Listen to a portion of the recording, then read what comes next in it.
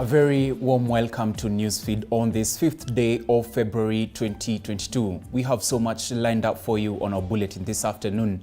Remember, you can always interact with us on our social media platforms indicated at the bottom of your screen.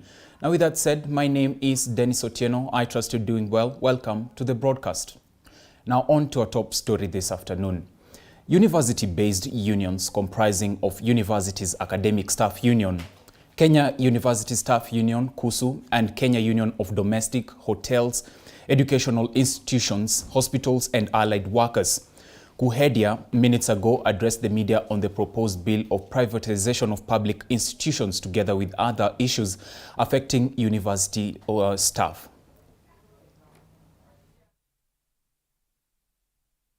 I want to say that the University Academic Staff Union is in total agreement with what the Secretary General KUSU and also the Secretary General TUC Kenya has said. We want to say that as University Academic Staff Union, we gave a press conference on privatization of public universities, and we said that we will not support it. The main reason is because if you privatize university, what will happen to poor Kenyans who cannot afford to pay? Education is a public good that cannot be left in the hands of privatizers. I also told you that let nobody cheat you that the government has got investors from Indonesia and the US. They can go to Indonesia, register a company there, pretending that it is from Indonesia or US, but it is theirs. And they started this in 2020. They started taking private, government-sponsored students to private universities. And now the cartels have realized that private universities are making profit, so now they want to bring investors, disguising as investors from outside, while they are the same cartels from this country, so that they can make profit. We were taken aback that what they are focusing on is on land, that public universities have huge chunks of land. Hey. It is. As in public universities, we disseminate knowledge. It is a developing story, and our reporters are on ground, ready to fill us in on the latest happenings. They will be definitely bringing us up to speed on the story as it develops in our subsequent bulletins. But moving on from matters highlighting to a grisly road accident that saw 14 people dying and 13 others seriously injured in Turkana County. The fatal road accident involved a lorry of registration number KCH 632B Isuzu at Kakwa Munen area along the Kakuma-Lodwar Road. According to Benjamin Makara, a survivor, the driver of the lorry said while avoiding a camel crossing the road, the lorry lost control and overturned, landing in a culvert on the right side of the road, killing the 14. The survivors were all rushed to Lodwar County and Referral Hospital for treatment as the bodies of the deceased were moved to the hospital's mortuary awaiting autopsy.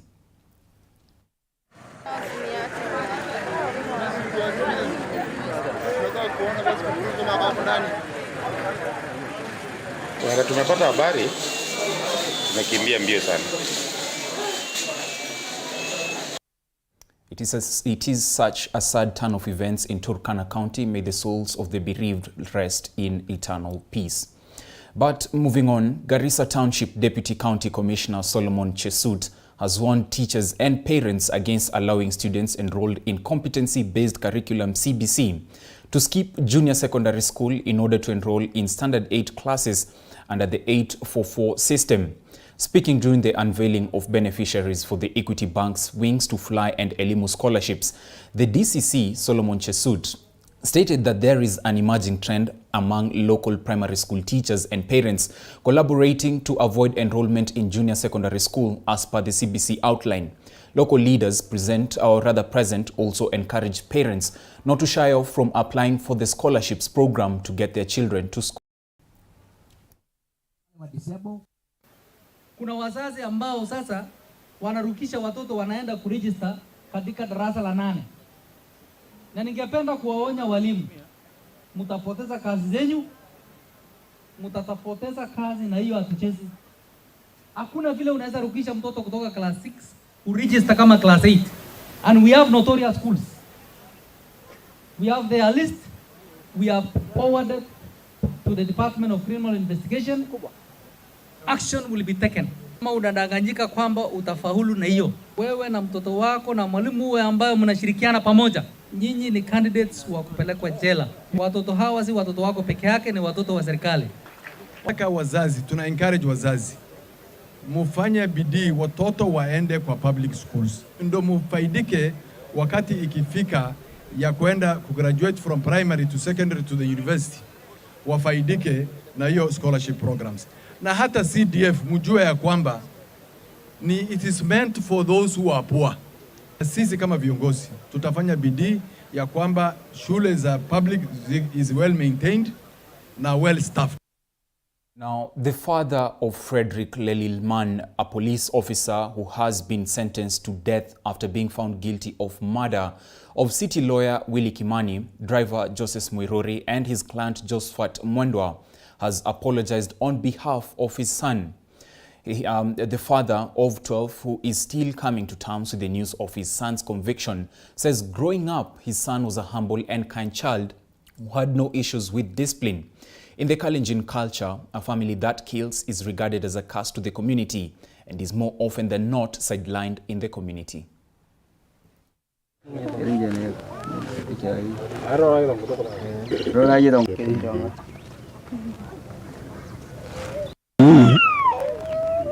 Naomba Mungu tu, kwa maana naona sasa hata kutoka hii maneno natokea, naona kama sasa roho yangu hapana iko furaha kutoka.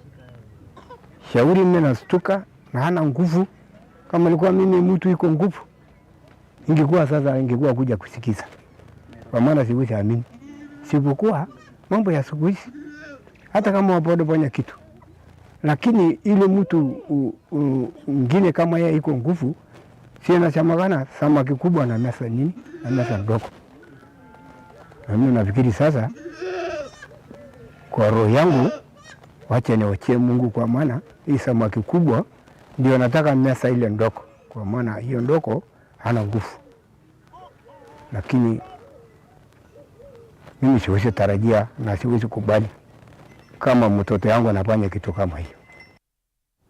Meanwhile, livestock farmers in areas affected by drought in Baringo County have been urged to sell their livestock so as to avoid incurring huge losses of animals' death owing to the worsening effects of drought witnessed in the area.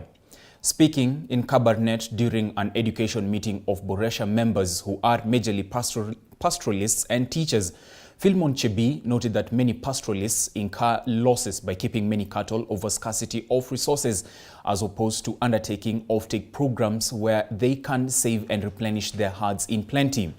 The drought situation witnessed in Baringo and many parts of North Rift, including Turkana, Samburu, Laikipia and West Pokot, is worsening. Cases of conflicts over natural resources have been on the increase, with water sources and grazing fields depleting. Change is a real issue in the country and even worldwide. It is an issue which is present with us here. And as a SACCO, which is responsible, we will not close our eyes to the same, but to support the same farmers. In fact, in the lower regions where we have farmers doing animal fattening, livestock, we encourage them that as the climate becomes harsh, we encourage them to sell some of the animals so that they can be able to have what is manageable and even put their money in the SACCO, so that when the climate improves or when there is good rains, then they can be able to go again to the market and buy, so that they can do animal fattening, bull fattening, which they have been doing. President William Ruto is attending a Thanksgiving service in Ruai. The president is accompanied by his deputy Rigathi Gachagua, among other leaders. Now let's cross over and listen in. Tayari tumekubaliana na county government ya Nairobi kwa mambo ya masoko. We have agreed on the areas. I think already the county has identified 11 sites in Nairobi. We agreed we are going to have 20 sites for new markets in Nairobi County. Na tayari hapa Ruai pale tulisimama wakati moja tukasema tutajenga soko. Hapo tuliongea juu yake last week na tumekubaliana tutajenga soko hapo as one of the priorities for the city.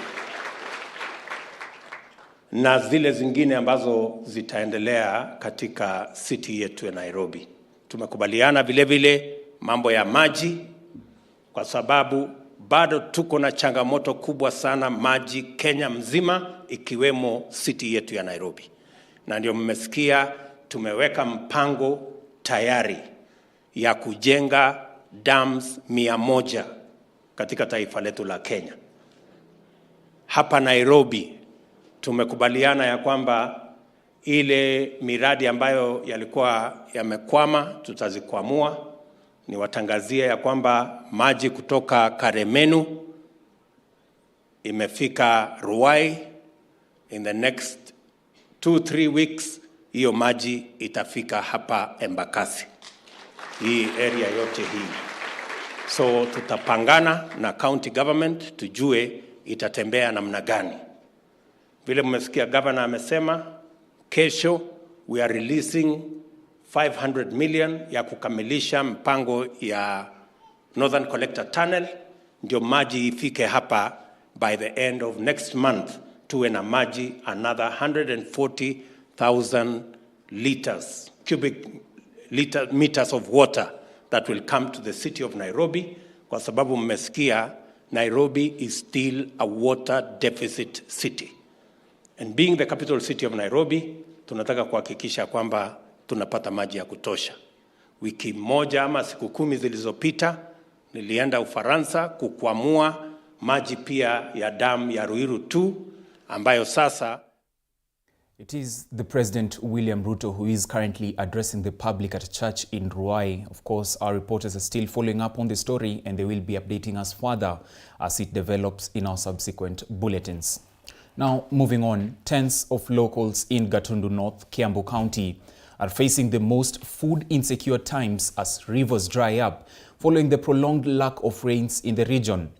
A spot check in the area revealed that farmers prematurely harvest their crops to feed their surviving livestock for fear that the crops will continue to wilt under the scorching sun. Now, the residents are now pleading for food donation as hunger continues to bite.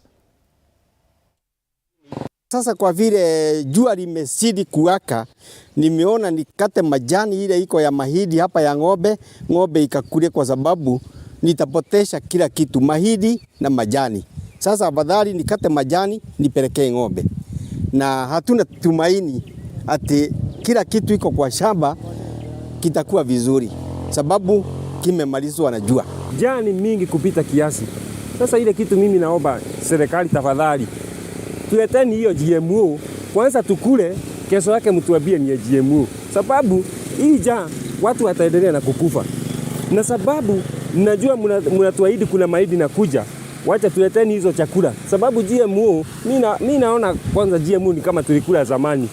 Kwa hivyo ile kitu naomba serikali tupatieni chakula, watu wako na njaa, sababu vile ile mashamba tulikuwa tunategemea sasa hakuna kitu tunachukua. And Rift Valley Water Works Company has intervened to cushion the conflicts over water in Mogotio and Eldama Ravine by injecting 200 million shillings towards the last mile connectivity in Mogotio constituency, which is facing acute water shortage. Speaking in Emening, Mogotio constituency, the company CEO Simon Oruma said the money is part of quick fix and cushion livestock farmers, especially in Kimose, Sakasak, Kelewa and Molo Siriwe, where the river have dried for 3 months now. The mitigation measures will now involve extension of water pipeline to Kimose, construction of watering troughs, and connecting to the old pipe for water to reach the far-flung areas mostly affected. Residents from Emining had accused people living upstream for building check dams upstream, thus denying water to those who depend on it downstream. Now, the water scarcity has sparked tension and conflicts as youths armed with bows and arrows had taken law in their hands by destroying check dams and uprooting tomatoes and watermelons, which is using irrigated water in the upstream. Imepungua. Hii ni kiangazi ambayo haijaonekana kwa miaka 40 iliyopita. So kulingana na vile hali anga iko, kumekuwa kwamba kuko kavu na zile chemichemi huko kwa milima zimepungua. Sasa mto ikitiririka haiwezi fika kila mahali vile ilikuwa. Vile mnaona watu wanahangaika maji na mnaenda kushuhudia vitu vingine kule juu kwa sababu ya uwezo wenu. That is wrong. Hatupaliani na nyinyi, na tunasema peupe, sio usiku, na mseme Chekuta alisema. Ile miaka niko naye 70 na vitu, sijali.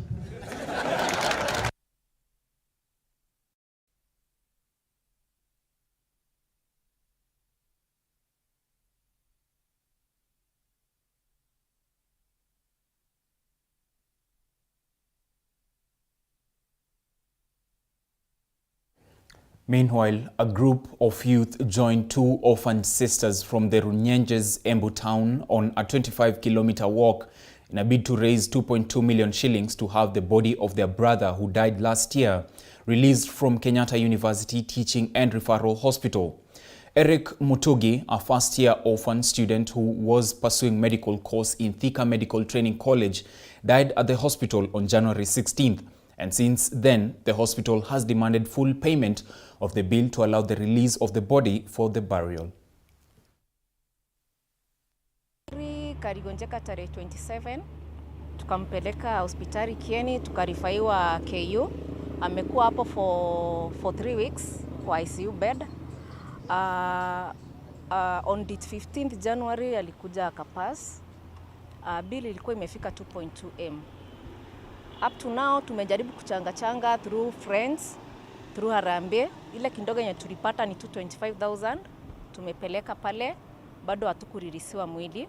So tuna appeal kwa government na well wishers wenye wataweza kutusaidia watusaidie tuweze kuchukua mwili ya bradhangu juu sasa ni mimi tuna asistangu, we are total orphans. Watusaidie tu tuweze kutoa mwili ya brother yetu huko KU ndio tuende rest in peace. Na siku ya leo ningeomba serikali ya leo ambayo tunayo ya hasra iweze kuangalia hili jambo kwa undani sana na iangalie ile jukumu na jitihada ambayo hao watu wameweka kutafuta hii pesa. Shilingi milioni 2.2 si pesa rahisi na si pesa kidogo. Elsewhere, Kisii County Police Commander Charles Keses and Koyonganyo OCPD Joab Onyapidi earlier today nabbed an illicit brew den located in Koyonganyo village, Bobaracho ward. Now, the den has been labeled as the largest brew that supplies prohibited chang'aa drink, with vendors believed to supply it around Kisii and Nyamira borders. According to County Commander, security officers managed to arrest the den's owner, Jacqueline Kemunto, together with her accomplices, and nabbed a total of 450 liters of chang'aa ready for distribution and 10,000 liters of kangara. The officers were acting under a tip off from the area residents. Says the County Police Commander Kisii, and before with me, police officers, we have the OCS, we have the Deputy OCS, OC Crime, and other officers. And we received information this morning concerning this brewer, that there's illegal brewing of this chang'aa at this place. So we planned and we started our operation this morning. We came, we found this is what has been happening for the last 5 years from the background information that we have. We arrested the owner, somebody called Jacqueline Kemunto, with her husband Akwapo. with 5 or 4 other brewers, and we managed to recover or get exhibit of 450 liters of chang'aa. We have also destroyed about 10,000 liters of kangara. You have also seen this. We have also destroyed the other one from this house, and we shall arrange them to before court on Monday. So my plea to the members of public to volunteer information so that we can get to arrest such people. This chang'aa ndio imeharibu watoto wetu. We have been hearing some funny incidences within Kisii. Inachangiwa na vitu kama hizi. So we want to eradicate this brewing of chang'aa. And also I want to send this message to other brewers. I know they are watching me within the Kisii County that we are coming for them, and we shall do the same thing that we have done here. Tutaendelea kuharibu vitu kama hizi na kuwashika. Now, motorists and passengers plying the Lodwar-Kitale route are in fear after a group of highway bandits have emerged along the Kainuk-KWS-Kong route, targeting to hit them. A passenger is nursing gunshot injuries after being shot by bandits in KWS Kainuk-Lodwar Highway. Kombo Alfayo with the details. Last evening, a TAKRIF shuttle coming from Eldoret to Lodwar was attacked on KWS spot, and one passenger was hit by a bullet around 7 p.m. in the evening. According to Matthew Kipsang, the Nissan driver, he saw armed herders along the way grazing their livestock, and when he was passing by, one bandit shot at the vehicle targeting him, but unfortunately a passenger was hit. Mbele hapo tukianza game back, ndio nikaona vijana wanachunga ng'ombe kwa umbali. So nikajua tu ni kawaida vijana huwa wanachunga ng'ombe kwa hiyo barabara. Lakini nilipofikia hapo nikaona alikuwa na bunduki. Na nilipokaribia kabisa nikaona ameinua bunduki juu, anataka kutupiga. Na kweli akatupiga. So mmoja wetu ndiye aliumia, kuna risasi kwa mguu. Nikamleta hapa Lodwar aweze kusaidiwa. Eric Wekesa, victim of the gun attack, was hit and the bullet lodged his thigh. He was then rushed to Kakong Dispensary for first aid and then taken to Lodwar Referral Hospital for further surgery. Nasikia mchungu. Hizo nilifanywa first aid, lakini bado nasikia ni kama haijatolewa, sababu hata ule alinifanyia first aid ajui hana uhakika kama iko ndani ama. Hizo ndio maana niko hapa. Wanifanyie x-ray ndio nijue kama sasa iko ndani wanitoa. The victim is now in Lodwar Referral Hospital, as matatu operators plying this route have called upon the government to beef up security along the highway by escorting the passengers. For this comes at the times when the highway is busy as parents taking their Form 1 children to school, for the attackers are seemingly devising new ways to attack vulnerable Kenyans, despite Interior CS Kithure Kindiki touring the region last week. Unaweza ona watu wanachunga ng'ombe unafikiria ni watu wazuri, ukishafika hapo wanakuwa ni maadui. Wanaanza kukupiga risasi, na sisi hatujakosea kitu, sisi tunapita njia. So serikali tusaidie hapo tafadhali. Kombo Alfayo, TV47. Well, thank you, Kombo Alfayo, for that report. Now, Kuria West Member of Parliament Mathias Robi has called on the Azimio leader Raila Odinga to end his rallies, saying they are not good for the country's economy. Mathias, while speaking during a series of educational functions, said holding street protests at a time when the country is struggling with economic resuscitations will be detrimental to its political stability. The legislator added that the previous regime almost plunged the country into economic depression and lauded President William Ruto for the milestones he made towards making life affordable to Kenyans. Meanwhile, UDA's Nyanza Region Coordinator Farez Oguda has said that the political demonstrations will lead to loss of both property and life. Oguda added that the former Prime Minister Odinga should accept his role as the opposition leader as he awaits next elections on the matter's development. Honorable Mathias said the Constituency Development Fund should be increased to help legislators initiate more development within their regions. Already the opposition are trying now to do their work as oversight, but I'm advising our opposition leader of Azimio that they do their peaceful demonstrations. But if they try to block businesses and the economy is bad, I will not advise even the president to condone that or to contain the nonsense which is going on. Maandamano ambayo imeletwa na Mheshimiwa Raila, kama leaders wa Migori wa party hatutaki, kwa sababu maandamano haitaleta maendeleo. Maandamano zimefanyika hata mbele. Ukiangalia 2007 watu waliumia, 2017 watu waliumia hapa Migori. Hakuna hata siku moja Mheshimiwa Raila amekuja amelipa watu. Land grabbers of over 20,000 hectares of land that belongs to the Utheri Walari Society in Mai Mahiu, Naivasha constituency have been ordered by the Nakuru Law Court Judge Mwangi Njoroge to vacate the land within 30 days, failure to which they will be forced to evict.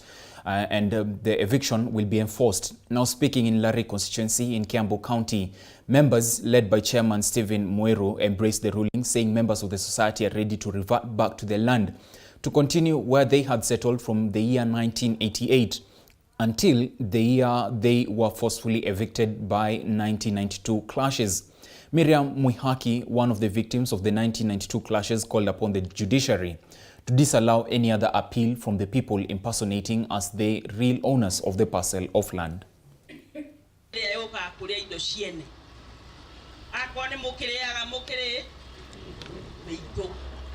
Ni ekari 22,000 kwa acreage.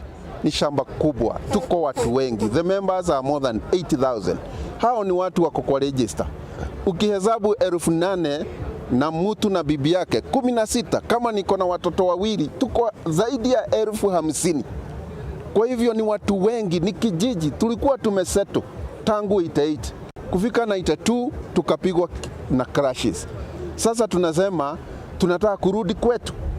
Tushatangazia watu yetu kwamba shamba iko free, wako huru kwenda kwa shamba. Nimewasomea vile orders imesema, na hao watu hawaendagi na mapanga, hawaendagi na mikuki, hawaendagi na buduki. Kwa hivyo hatutaki umwagikaji wa damu, kwa sababu hao watu ikifika siku 30 kisha tarehe 18 watakuwa kwa mashamba. Kwa hivyo ni kazi ya dharura kwa serikali ijihusishe na ijue ya kwamba hao raia wa kawaida hawajui kwamba hakuna usalama. Kwa hivyo serikali ichukue